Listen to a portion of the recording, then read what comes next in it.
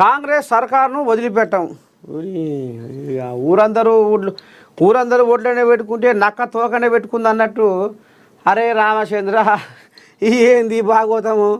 దేశం వెళ్ళిపోయిన యుద్ధం జరిగి ఎట చేద్దాం ఏం చేద్దామని ఇక మరి అందరు దాని మీద సైకొంటుంటే పాకిస్తాన్ వాళ్ళను ఎట్లా తిప్పికొడదాము, వీళ్ళతోని ఎట్లా మనము ఇది చేసుకుందామని వాళ్ళు ఇది తనలాడుతుంటే పార్టీలు అందరూ ఏకమై పార్టీ నాయకులు లీడర్లు అంతా పద్ధతులు మార్చుకొని మరి దేశం కోసం అందరం ఒకటేదామని అందరం ముంగటికి వస్తుంటే ఈ కోలిలాగా మళ్ళీ కాంగ్రెస్ సర్కారును వదిలిపెట్టాం. ఇక దీనికి ఎప్పుడు ఇదే కొలుపాయిగా, ఎప్పుడు ఎలా మా కోల్పోయినా ఇక ఏరే ముచ్చటే ఉండదు దాని కోలుపు సాల్లాకుండా. ఏమో ఫస్ట్ పేరు ఏమో ఉన్నట్టుందిగా, ఏమో అన్నట్టుంది కోలిలాగా. కాంగ్రెస్ సర్కారును వదిలిపెట్టాం, హామీలు అమలు కోసం నిరంతరం పట్టుబడతాం. ఇక నువ్వు పట్టేదేముందే ఆడ లొట్టపీసు. ఆల్రెడీ ముఖ్యమంత్రి చెప్పి అప్పు పుడతలేదు, సర్కారు సంతకం పెట్టలేదు, శాసకాలం లేదు, అప్పుల కుప్ప ఎక్కువైపోయింది. ఇప్పుడు మీరు చేసిపోయిన అప్పుకు దానికే మిత్తి నెలకు 7,000 కోట్లు కడుతున్న మిత్తి. ఇంకా ఉద్దారకం చాలదా? ఇంకా మళ్ళీ ఎందుకు ఈ పత్తిత్తు పలుకులు? మీరు చేసిపోయిన అప్పుకే మిత్తి కడుతున్నా ఈ సంసారం వెళ్తలేదని ఆయన బహిరంగ సభలలో చెప్తుండే. ఉన్న సంసారం తెలంగాణ సంసారం ఏంది? తెలంగాణ సర్కారు సంతకపేటలో శాసకాన ఏముంది ఏమి లేదు, ఏంది ఏం కథ అని పూసగుచ్చినట్టుగా తోసిపోకుండా ఆయన చెప్పుకొస్తాడు. ఏముంది మళ్ళీ ఈయన మళ్ళీ కొత్త రాగం ఏందే నాకు అర్థం కాదు. మార్పు అని కాంగ్రెస్కు గుద్దారు. ఇప్పుడు ఏమైంది? 5 ఏళ్ళు దివాలా కోరు అనుభవించాల్సింది. రేవంత్ రెడ్డి అంత నికృష్ట ముఖ్యమంత్రి ఎవరు లేరు. ఖమ్మం జిల్లాలో 3 మంత్రులున్నా చేసింది శూన్యం. త్వరలో ఉప ఎన్నికలు రావడం ఖాయం. స్థానిక సంస్థల ఎన్నికల్లోనూ కాంగ్రెస్కు దిమ్మ తిరిగే షాకు ఇద్దాము. ఖమ్మంలో బీఆర్ఎస్ వర్కింగ్ ప్రెసిడెంట్ కేటీఆర్ కీలక వ్యాఖ్యలు. ఇప్పుడు ఇలా ముచ్చట ఎట్టుందంటే, ఆడపిల్ల పెళ్లి చేసుకుంది, అత్తగారింట్లో అడుగు పెట్టింది. మరి అత్తగారింట్లో అడుగు పెట్టినప్పుడు సరే కొత్తగా కూలబడితే ఎట్టుంటుంది? జర కడుపులా భయమే ఉంటుంది. ఇక మరి ఎట్లా చేయాలి, ఏంది ఏం కథ అంటే ఇంట్లో సంసారం తెరవాలి కదా.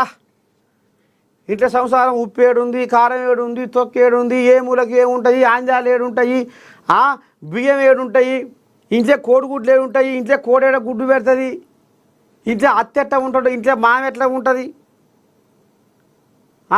ఇదంతా తెలుసుకోవాలంటే కొన్నాళ్ళు టైం పడుతుంది. అరే రామచంద్ర, ఏరుబడ్డ సంసారంలో మరి ఏ రకంగా ఉంటుందో ఇప్పుడు అలా మొత్తం మీరు షిప్ప చేతికిచ్చిపోయారు కాబట్టి దీన్ని ఎట్లా తిప్పుకురావాలి, దీన్ని ఏం చేసుకురావాలి?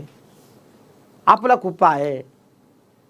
నెలకు 7,000 కోట్లు మీరు తెచ్చిన ఇప్పుడు కేసీరావు చేసిన అప్పుకే మిత్తి కడుతున్నారు. ఎట్లా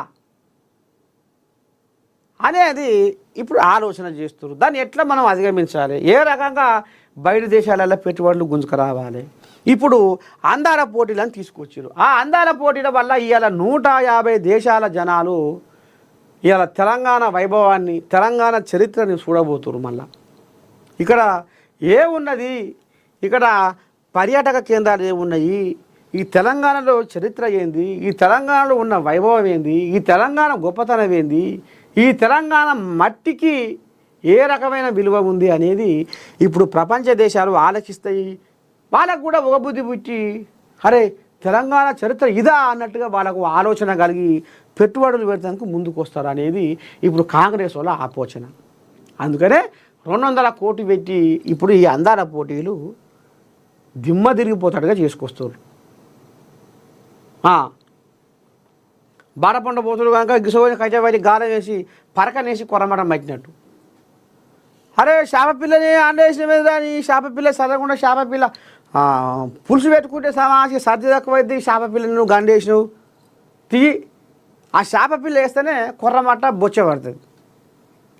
అందుకనే ఇప్పుడు 200 కోట్లు పెట్టి ఖర్చు పెట్టి అందాల పోటీలు పెడితే వాళ్ళ 150 దేశాలలో మొత్తం దీని అంతా కథ చూసి ఓహో ఇదా అన్నట్టుగా పెట్టుబడులు వస్తాయి, ఉరికొస్తాయి తెలంగాణ. కానీ వాళ్ళు చూస్తారు మీరు చేసిన బువ్వ, మీరు చేసిన వ్యవహారం, మీరు చేసిన అప్పుల కుంపటికి మళ్ళీ ఏం చక్కగా ఎందుకు ఈ ఉద్దారకం? ఇప్పుడు గిది మాట్లాడరాదు, దేశం గురించి మాట్లాడరాదు, ఇంకా మురళీ నాయక్ గురించి మాట్లాడు, పోయిరాపు వాడికి ఆంధ్ర పోయిరాపు. ఇక నారచంద్రయ్య కూడా మరి ఫోన్లో మాట్లాడిండట. ఇక మరి మురళీ నాయక్ వాళ్ళ పాపం ఆయన చెప్పుకున్నాక ఎలా వాడుకున్నాం కదా, ఆర్మీ పాకిస్తాన్ ఎదురుకాల్పుల్లో చచ్చిపోయిండు. ఇక మరి చిన్న ముఖ్యమంత్రి ఆయన పవన్ కళ్యాణ్ కూడా మరి భరోసా ఇచ్చినట్టు ఆ కుటుంబాన్ని మరి ఏ రకంగా ఆదుకుంటారో ఏం కదో చూద్దాము. నువ్వు కూడా ఆయన బుర్ర ఉరికి పంజాబ్ రాష్ట్రాల రైతులకు చెక్కులు వంచుతురుగా, ఇవాళ పోరాదు. ఏమవుతుంది? మానవత్వమే కదా, మన దేశం కోసమే తనలాడిండు కదా, మన దేశం కోసమే పోరాడిండు కదా, మన దేశం కోసమే